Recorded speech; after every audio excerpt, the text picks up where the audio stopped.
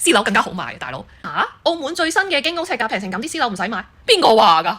我就憑佢加多一個要住滿180日嗰個限制，我同你講，私樓更加好賣，大佬。都唔同嘅嘢嚟嘅，買得經屋嘅人就唔會買私樓，買得私樓嘅人就唔會買經屋啊，大佬啊！佢再平，嗰啲人都唔會走去買經屋㗎，明㗎啦。仲有永遠聖經等等嘅咁多遊戲規則，有邊個人會走去買？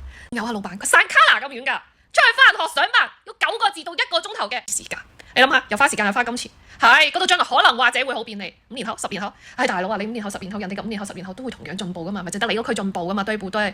眾所周知，買樓就係買地段、買配套，冇地段冇配套嘅話，如果大家都係為咗有瓦遮頭，咁大家搬翻以前農村個山頭度住咪得咯，係咪先？只要遮風擋雨就得啦，唔需要交通便利，唔需要任何配套，唔需要方便嘅話，係咪先？咁點解要分唔同嘅地段，要分唔同嘅尺價？就要點解有平有貴？就因為有地段有配套嘅原因啊嘛，大佬。我淨係知道我啲客一知道永遠聖經嗰陣時開始就從此以後唔再等經屋㗎啦，寧願差啲買層幾十年嘅唐樓啊，大佬，起碼可以自由買賣，有咩頭暈申請可以加按，可以褪錢出嚟。你買咗間經屋永遠聖經之後，咁你呢幾十年有啲咩冬瓜豆腐需要幾廿萬，咁點啊？銀行唔會俾你加按嘅喎，咁點算啊？咁你只能買翻俾政府嘅啫喎，仲有一大串手續。你買翻咗俾政府之後，你瞓邊都瞓街，係咪先？咁你身度唔可以冇錢㗎嘛？我淨係知道當銀行都唔要嘅嘢，我就唔會掂啦。你認唔認同？留言話我知，拜拜。